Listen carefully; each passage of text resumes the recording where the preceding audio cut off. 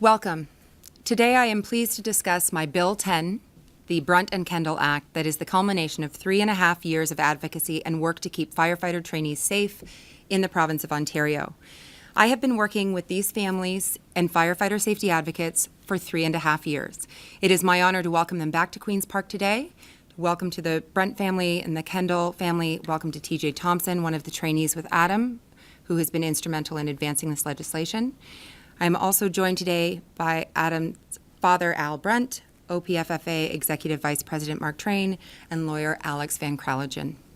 3.5 years ago, I learned of the death of Adam Brunt, a young man who wanted to be a firefighter and who tragically died during a private rescue training course. I felt heartsick and was compelled to know what had gone wrong.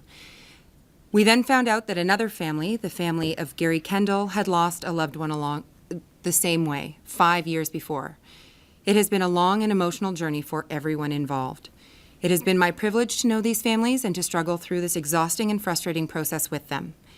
It has taken a long time to get here, but here we are with comprehensive legislation in front of us that can finally and properly close the safety loophole and protect firefighter trainees in the province.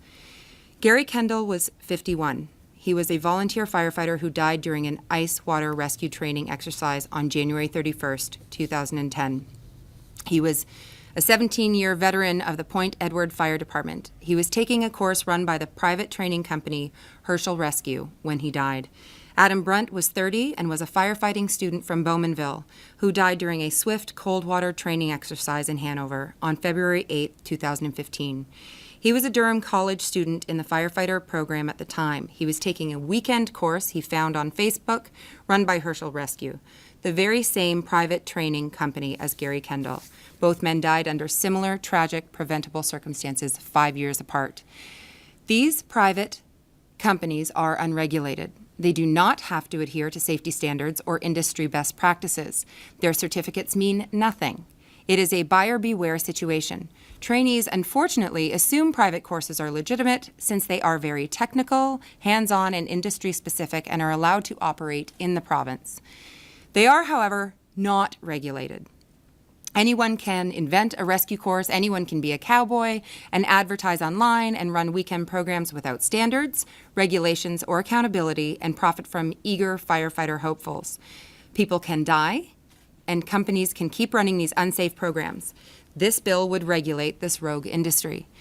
Adam was a college student, but he took a private course that was not affiliated with his or any other college. So Adam was unprotected by any laws or regulations under the Ministry of Advanced Education and Ministry of Training Colleges and Universities.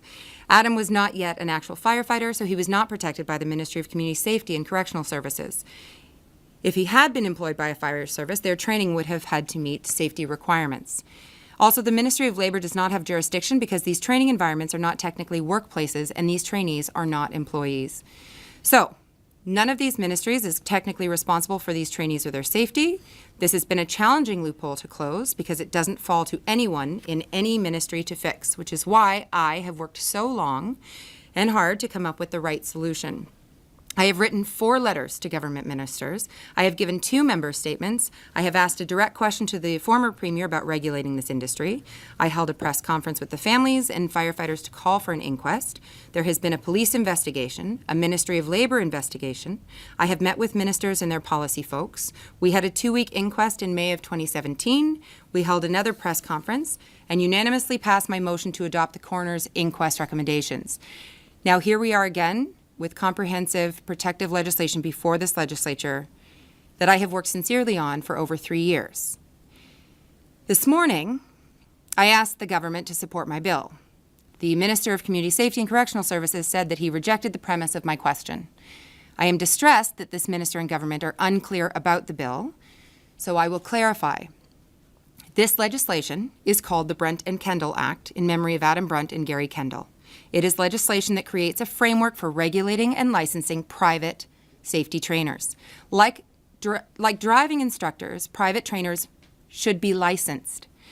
Curriculum and standards will be set and overseen by the Office of the Fire Marshal and Emergency Management, with minimum standards for any rescue course in line with the NFPA or National Fire Protection Association standards. Anything to do with these rescue training courses will be organized, managed, overseen, and recognized by the Fire Marshal's office. Rogue instructors will never again be able to invent a high-risk training exercise and sell it to unsuspecting firefighter hopefuls. This is a regulation and licensing regime that will protect and ensure training is accountable, necessary, and safe. We are calling on this government to pass this legislation through the House today and soon into law to close this loophole and keep every firefighter trainee safe in the province of Ontario. From the Ontario Professional Firefighters, we're joined by OPFFA Executive Vice President Mark Train. I've been very glad to work with the OPFFA all the way along this journey on this issue. We have worked alongside the families since together, and we have had a press conference calling for a coroner's inquest.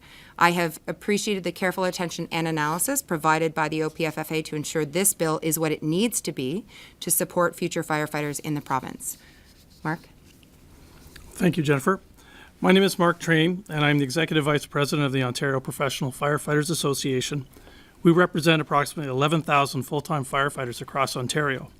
I'm also a full-time firefighter in the GTA, where I've served my community for over 31 years.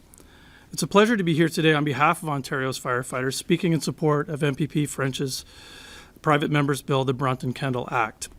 Firefighters in the province of Ontario perform a wide range of functions in every area imaginable. They perform fire suppression, rescues, protect the environment, and attend to medical responses. And they do these everywhere, in homes, businesses, vehicles, elevators, tanks, trenches, on ice, and in the water. Daily, Ontario's firefighters meet the public expectation in these areas, and often under uncontrollable conditions. The public expects that firefighters and first responders are properly trained to provide the appropriate level of emergency services they need. And firefighters are willing to learn because they want to serve the public to the best of their ability. This is especially true as men and women work towards becoming firefighters, building their resume of skills required to become one. Gary Kendall and Adam Brunt believe that their training would prepare them to perform their best for their communities.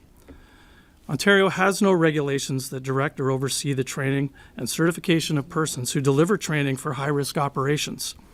Certifications ensure that these instructors have met knowledge levels, and the organizations they are part of have the tools, equipment, and resources to safely run the training at hand. In inherently dangerous jobs, we can't rely on luck to ensure that training meets safety and professional standards. Ontario's firefighters believe that in our high-risk job, operating in dangerous situations, that regulations mandating qualifications for training, supervision, and those who train firefighter recruits and applicants are long overdue. Adam Brunt and Gary Kendall lost their lives. It's time for the government to act on MPP French's bill, and we thank her for bringing this forward in their names. Ontario firefighters support Bill 10 and urge all MPPs to pass this bill. Thank you very much, Mark. Thank you. Next, I would like to welcome Alex Van Kralingen. He was the lawyer for the Kendall family in 2010, and again during the coroner's inquest. He has invested much into pursuing justice and solutions, being involved for over 8 years. He continues to advocate for the adoption of the coroner's inquest recommendations, and Alex spoke at my press conference calling for the government to support my motion. And welcome back today. Thank you, Jennifer. As Jennifer said, I'm one of the lawyers who represented the Kendall family at the coroner's inquest dealing with Gary and Adam's deaths.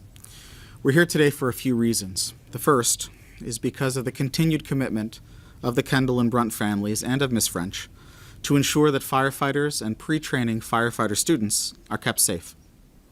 The second reason we are here is to encourage this government, which has previously made public statements that it cares about the lives of our first responders, to take steps to back up those words with concrete action.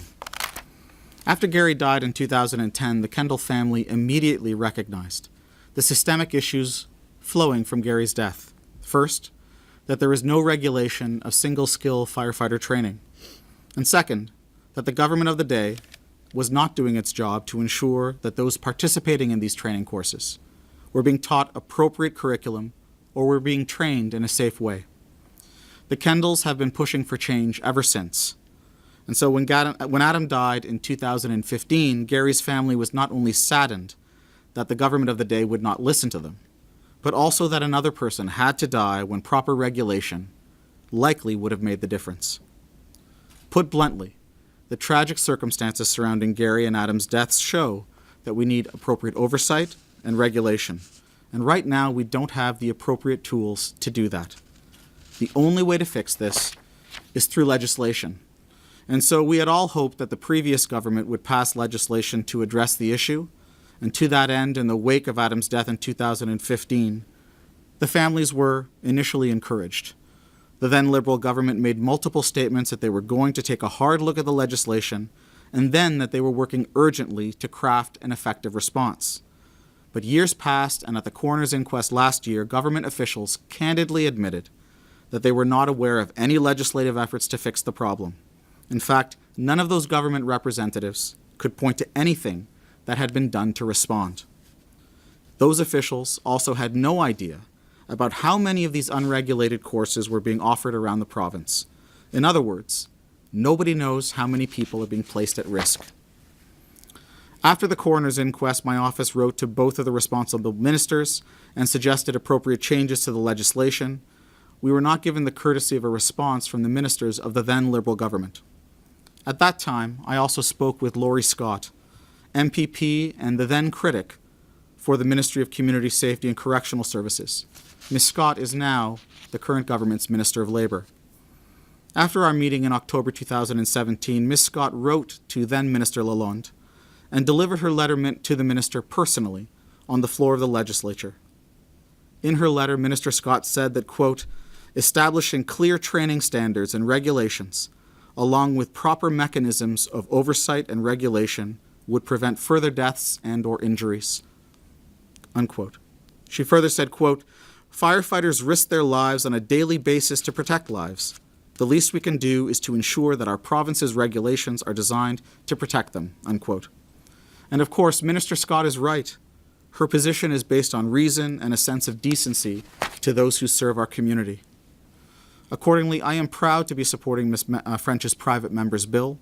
It is a rational and reasonable approach to ensuring that no other family ever endures the pain that the Kendall and Brunt families have experienced. Ms. French and I have seen that pain up close for many years.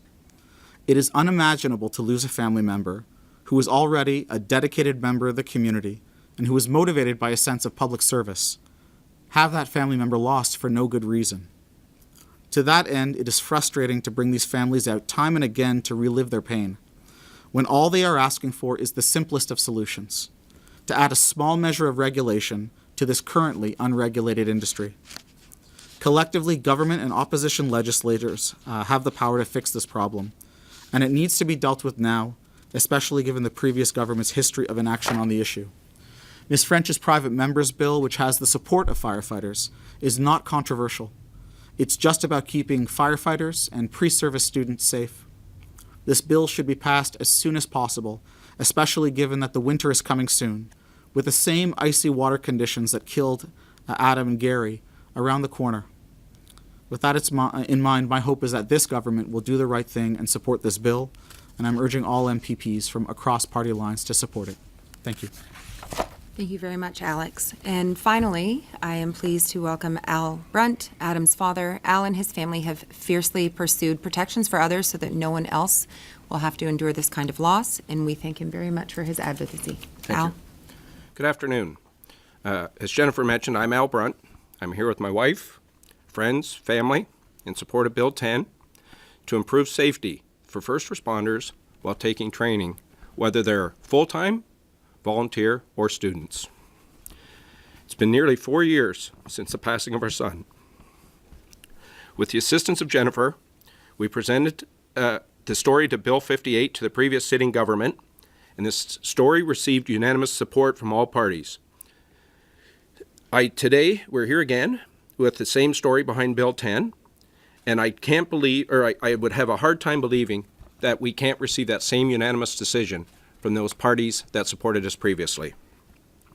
The bill improves many areas of safety that came to light during a 2-week inquiry. Some of the areas of concern identified include No proper assessment done of the training area prior to start to ensure there was no perils and that ice had not totally closed off access or exit points. Flotation suits lose their buoyancy once they're wet.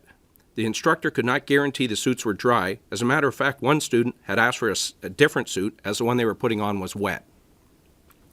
Teacher-to-student ratio was 1 to 12 for this dangerous training.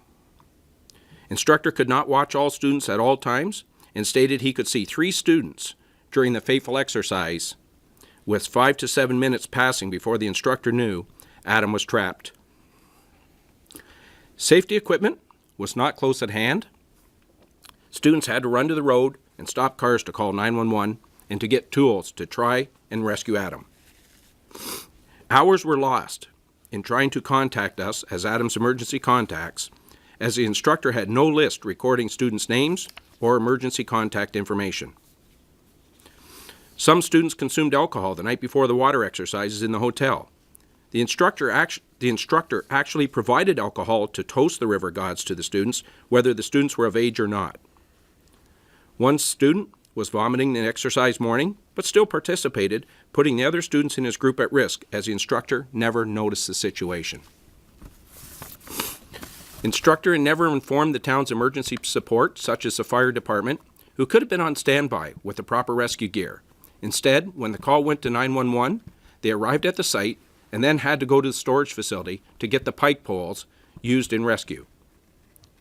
The instructor ignored no trespassing signs posted by the town at the dam, where the students entered the river multiple times. And last of all, no spotters. This is by no means the exhaustive list of concerns brought up at the inquiry.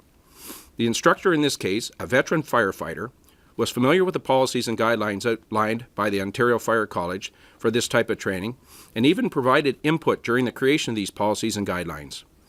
However, the instructor did not feel the need to use similar safety guidelines when training less experienced students, and we know what the outcome of that decision was. Is this the type of instructor you want your child, spouse, or friend to use in trying to add skills to their resume when seeking employment as a first responder? I would suggest the answer is no, but until we pass Bill 10 to address many of these concerns, these trainers will continue to train, not making safety priority 1. Thank you. Thank you, Al. This has been an emotional journey, starting with 2 tragic losses. Adam and Gary wanted to make their communities safer. There has been a real sense of purpose along this journey as we have been working through this together and alongside our communities with the families and the firefighters across this province who support appropriate training and safety. Now it's in our power to keep people safe and to close a very real loophole that tragically took these 2 lives. I urge this government to pass my bill today, to pass Bill 10, the Brunt and Kendall Act, in memory of Adam Brunt and Gary Kendall. Gary and Adam are remembered as being men who wanted to keep others safe and protected. And now with my bill finally before this legislature, we have a way to do the same and keep trainees in the province safe and protected. Thank you. Thank you very much.